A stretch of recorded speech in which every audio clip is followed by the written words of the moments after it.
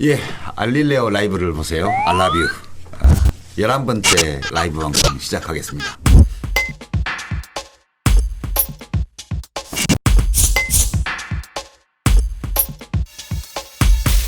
그러면 일단 그 이고은 기자님 지금 4+1 협의체, 그러니까 더불어민주당, 바른미래당, 정의당, 민주평화당 더하기 대한신당 요 협의체에서 선거법 협상이 지금 재개가 된 상황이죠. 뭐 지금까지 어떻게 진행이 됐습니까? 현재 와 있는 상황. 예, 이 4+1 협의체가 선거법 협상을 계속 이어왔는데요. 이게 난항을 계속 겪어 왔었죠. 다들 아시다시피. 가장 쟁점이 됐던 게 이제 석패율제 문제, 그리고 석패율제 도입 문제, 그리고 연동형 캡이라는 또 새로운 아주 그런 용어가 등장을 했는데, 지난 4월이죠. 선거제의 원안, 합의를 했던 원안이 바로 이 석패율제가 포함이 되어 있었습니다. 그리고 연동형 비례대표제, 여기서 50%를 적용한 이 비례대표제가 들어가 있었던 내용인데, 석패율제와 연동형 캡이라는 이 제도에 대해서 각 당의 입장차가 달라서 협상의 난항을 겪어왔고요. 오늘까지 정리되어 있는 상황을 보면 심상정 의원과 그리고 정동영 의원 등이 이제 석패율제는 포기하겠다, 대신에 연동형 캡을 민주당에서는 포기하라라는 입장을 내보였기 때문에 이런 카드를 내던졌고, 민주당에서는 또 어떤 카드로 응수를 할 것인가가 조금 관전 포인트가 될 것 같고요. 지금 협상이 난항을 겪으면서 어쨌거나 경우의 수가 한 3가지 정도 나오는 것 같습니다. 그러니까 지금 가능성이 굉장히 낮아 보이긴 합니다만은 자한당까지 협의 처리한다. 두 번째로는 4+1 협의체에서 수정안을 만들어서 의결한다. 사실 이게 가장 가능성이 있겠죠. 그러니까 앞에 자한당까지를 1번이라고 하죠. 예, 1번. 그러니까 자한당 협의 처리. 네. 예, 2번이 4+1 협의체 수정안이 처리되는 것. 3번이 원안 의결. 225석 플러스 75석을 해가지고 원안을 처리한다. 이게 3번이라고 사법개혁안까지 다 포함해서 원안으로 가는 거예요. 일단 이렇게 3가지 시나리오 중에 지금 추진한 건 2번. 2번이 좌절되면 3번. 이렇게 이제 가는 걸로 보이고, 예, 그렇습니다. 그러면 250석의 지역구 그리고 50석의 비례대표, 이 안 자체가 지금 계속 논의의 베이스가 되고 있는 상황인데요. 수정안이죠. 예, 수정안이죠. 지금 수정안에 담길 주요 내용에 대한 합의가 안 되는 건데, 예. 제가 미리 쟁점을 좀 추려보면, 첫 번째는 비례를 50석으로 한다. 이게 원안에는 75석인데 이제 수정안을 낼 때 50석으로 한다. 네. 이제 두 번째 쟁점이 그 50석 중에서 그 연동형 비례를 채워 넣는 그 숫자에 한계를 둔다. 그래서 그걸 캡이라고 그러는데, 연동형 캡. 그것을 30석으로 한다.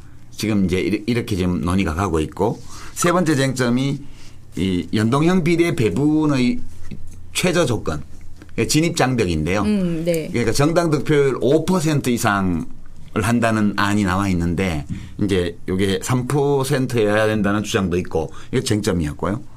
석패율제도 이중등록제, 비례대표 지역구 이중등록제는 요거 변형 형태로 본다면 일단 석패율제도 도입 여부, 이 4가지가 지금 이 5주체 4+1의 협상에서 다 쟁점이 되어 있는데. 그런데 제가 약간 개인적으로 궁금한 게 250 플러스 50석으로 가면 지금 비례가 47석에서 50석으로 단 3석밖에 늘지 않아요. 그럼에도 불구하고 여기다가 무슨 연동형을 뭐 이렇게 도입을 하고 하면 지금보다는 진전을 하는 겁니까? 진일보 하는 겁니까? 그렇죠, 그거는. 그렇죠. 연동형을 적용한다는 것 자체가 굉장히 큰 변화고, 군소 정당들이 어쨌든 국회에 진입할 수 있는 가능성을 조금이라도 열어줄 수 있다라는 차원에서 아까 말씀드렸던 선거제 개혁안의 가장 큰 목표, 이제 국민을 대의할 수 있는 대표성을 높이는 차원에서 구조적으로는 도움이 됩니다. 그러니까 이 우선 팩트체크, 이 캡을 씌우자는 주장이 나온 이유, 이제 민주당의 고민을 들어보니까 이게 그런 거죠. 예를 들어서 민주당이 40% 정당 득표를 했는데, 지역구에서 근데 120개를 당선을 시켰다고 가정해봐요. 그러면 정당 득표율이 40%라고 가정을 하면 연동형 비례를 한 석도 못 받는 거예요. 왜냐하면 그 40%면 120석이잖아요. 정확하게 그게. 의원 수 300이니까. 그러면 이미 정당 득표율만큼의 지역구 당선자가 나왔기 때문에 연동형 비례를 한 개도 못 받아요. 그러면 그 제1당, 제2당이 어떤 경우에는 비례대표를 한 명도 당선 못 시킬 가능성이 있다. 이게 이제 표면상의 그렇죠. 이유. 그러면서 그래서 본인들이 어떠한 명망가라든지 아니면 어떠한 좀 국민적으로 원하는 사람을 선정해도 비례를 못 뽑기 때문에 문제가 있다 네, 이렇게 그럼 얘기했죠. 무조건 지역구로 출마를 시켜야 되니까 예. 네. 인재 영입이 대단히 어렵죠. 그럼 이런 상황에서 우리 당의 의석을 증가시키려면 비례표만 모을 수 있는 위성정당을 만들면 된다. 그래서 비례자유한국당이라든가 예. 이렇게 위성정당을 만들어서 캠페인을 하는 거예요. 지역구표는 우리 지지자 여러분 지역구표는 자유한국당 지역구표에 주시고 정당표는 어디에 몰아주세요. 이러면 지역구보를 한 명도 안 내고 네. 거기에 표를 결집시켜요. 근데 그렇게 해서 10%만 받잖아요. 예. 그러면 연동형 50%를 적용하면 15개를 확보를 하는 거예요. 그냥. 지역구 한 명 없어도 비례대표만 내고. 이거를 얘기하고 있대요. 지금. 그것이 지금 민주당 안에서는 내놓고 이야기는 못하지만 이 연동형 캡을 씌우지 않으면 이런 위성정당을 만들어서 비례표를 모아서 연동형 의석을 가져가는 이거를 지금 자유한국당이 논의를 하고 있다는 거예요. 전형적인 편법이네요. 그러니까 불법은 아니고 이제 법의 틈새를 파고들어서 그래서 편법을 일부 하겠다는 민주당 거네요. 지지자들 중에도 비례민주당을 만들자는 주장들을 SNS에서 해요. 예. 지금 하고 있어요. 예. 이 얘기 때문에.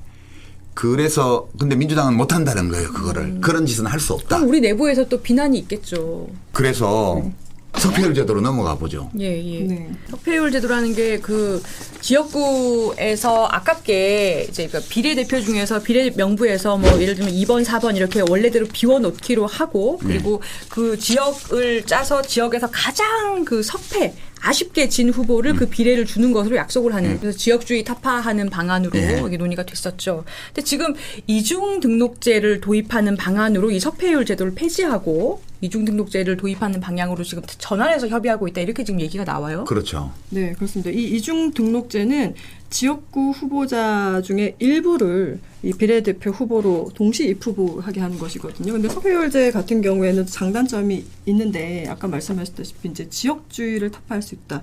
이런 또 장점이 있는 반면에 이렇게 되면 지역에서 어느 정도 유리한 지역이 아닌 곳에서 열심히 뛰어서 높은 그 득표를 하게 되려면 예를 들어 다른 당의 중진 의원이라든지 좀 유명한 정치인들이 유리하죠. 석패율을 높게 가져갈 가능성이 높습니다. 그래서 이 점이 단점으로 찍히고 있습니다. 저는 근데 안철수 전 대표를 좀 눈여겨봐야 된다고 보는데요. 어떤 점에서요?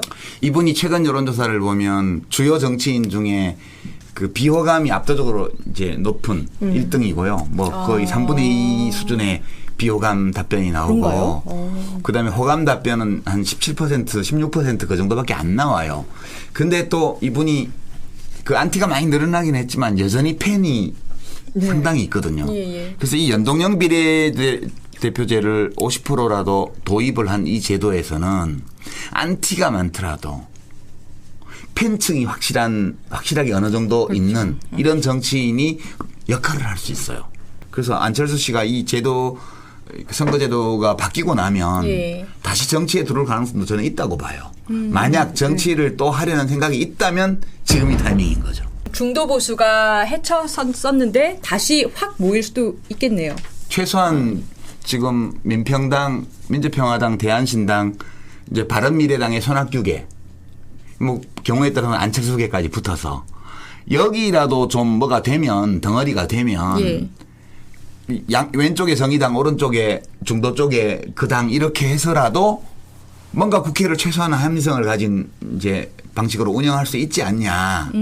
지금처럼 저렇게 자유한국당이 모든 것을 다 반대하고 국회를 마비시키는 여기에서 국회를 벗어나게 하고 그리고 정부와 국회가 민생을 위해서 긴밀하게 협력해야 될 것들을 좀 효율적으로 할 수 있는 기반을 만들려면 이 목표가 너무너무 중요하다고 보기 때문에 이 협상 과정에서 민주당의 입장은 모든 것을 그 목표 아래 종속시키는 거예요. 그래서 저는 민주당이 이렇게 한 것을 다 이해할 수 있겠더라고요. 자한당한테 이제부터 당신들하고 얘기 안 해. 이렇게 그냥 딸을 시켜버릴 수 있는 상황이 될 수도 있는 거네요. 그렇죠. 국회의 구도가 완전히 달라져요.